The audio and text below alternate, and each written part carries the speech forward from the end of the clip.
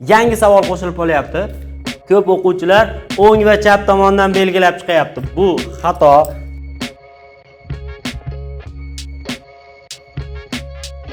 Assalomu alaykum, men Ilhomjon Jo'rayev. Hozir sizlar bilan avtotest imtihonlarida ko'p o'quvchilar yiqilayotgan ikkita holatni ko'rib chiqamiz. Birinchi holat, yangi savol qo'shilib qolyapti. Ushbu yangi savol quyidagicha.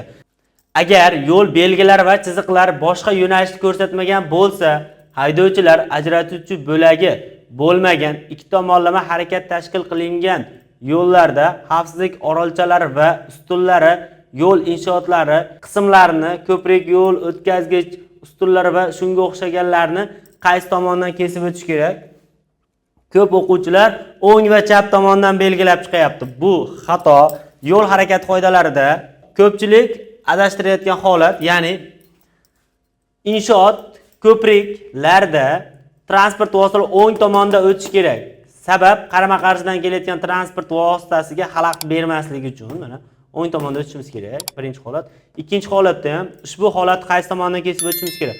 O'ng tomondan kesib o'tishimiz kerak. To'g'ri javob o'ng tomondan. Yaxshi. Izohi mana agar yo'l belgilari va chiziqlari boshqa yo'nalishni ko'rsatmagan bo'lsa, haydovchilar ajratuvchi xavfsizlik orolchalari, ustunlari, yo'l inshootlarini, ko'prik, yo'l o'tkazgichlari va shunga o'xshashlarni o'ng tomondan aylanib o'tishlari kerak. To'g'ri javob. Ikkinchi savol. Ikkinchi sabab bu savollarning mohiyatini tushunmasdan yodlab olyapti. Mototsikl haydovchisi ushbu holatda qoidani buzyaptimi? Ha, buzyapti. Bunga sabab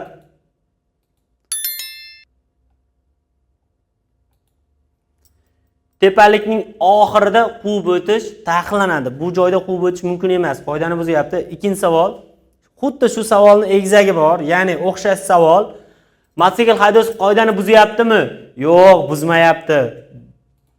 Yo'q. E'tibor beringlar, ikkinchi holatda transport vositasi tepalikning oxiriga yetib borgani yo'q. Bu joyda quvib o'tsa bo'ladi. Shaxsiy tavsiyam, ishonchli ma'lumotlardan tayyorgarlik ko'ring. Bizni yo'qotib qo'ymaslik uchun Instagram, Telegram, YouTube sahifamizga obuna bo'lib qo'ying.